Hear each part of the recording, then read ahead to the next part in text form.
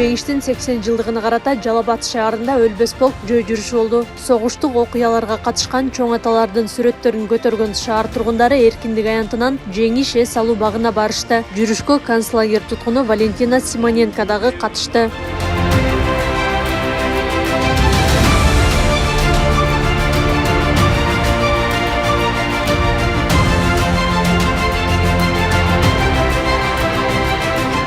Бұл майрам біз үшін ең соның майрам. Біз шу 1-9 майды аябай жақсы майрамдайбыз. Біз бір туғандар, бұл біздің атабыз. Біздің атабыз соғышта қан кечип, қан майданда жүрген. Соғыш бүткөндөн кийин 46 жылы кайтып келген. Анан эл агартуудун отличниги болуп, мугалим болуп иштеген. Авам болот да. Анан ушул абаларга арбактары ыраазы болсун. Бизге ушул майрамды тартуулаган чоң аталарга рахмат, ыраазычылыктарды билдиребиз. Ушул күндү, жеңиш күндү жеткизген ошолорго рахмат. Ошол мекениме кызмат кыламын. Рахмат ветеранларга бизге ушундай майрам подарок кылып койду да.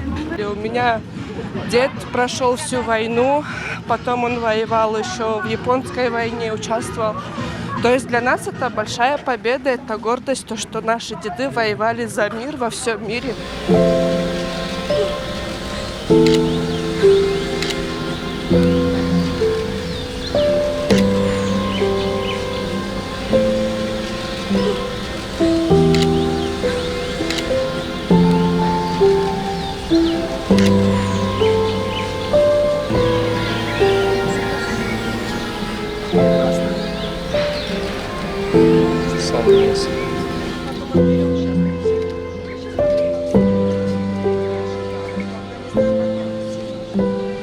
Мындан туура 80 жыл мурун 9-майда дүйнө тарыхында эң масштабтуу, эң каардуу согуш аягына чыгып, аталарыбыз бизге улуу жеңиш майрамын тартуу кылган. Оор күндөрдү башынан өткөрүп, бизге бүгүнкү жаркын келечекти тартуу кылышкан.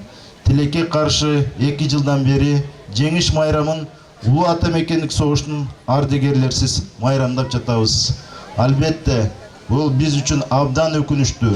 Biz ardagерlerimizдің эрдиктерин, каармандыктарын эч качан унутпайбыз. Жана ар дайым даңазалап, эскерип турабыз.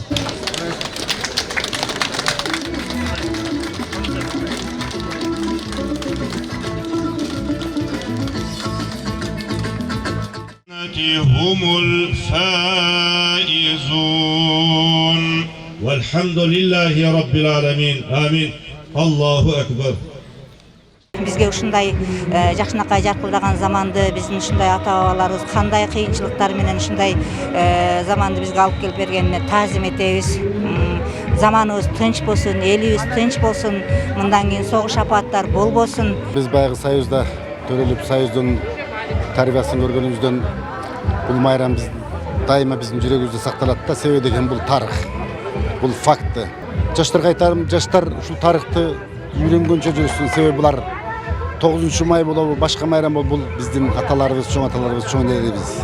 Ошолордун ушул майрамды эстеген сайын ушулардын элестери көз алдыбызда келип турат эмеспи? Улуу ата мекендик согушка Жалал Абад шаарынан 10 миңден ашык адам аттанып, анын 5024-ü кайтып келген.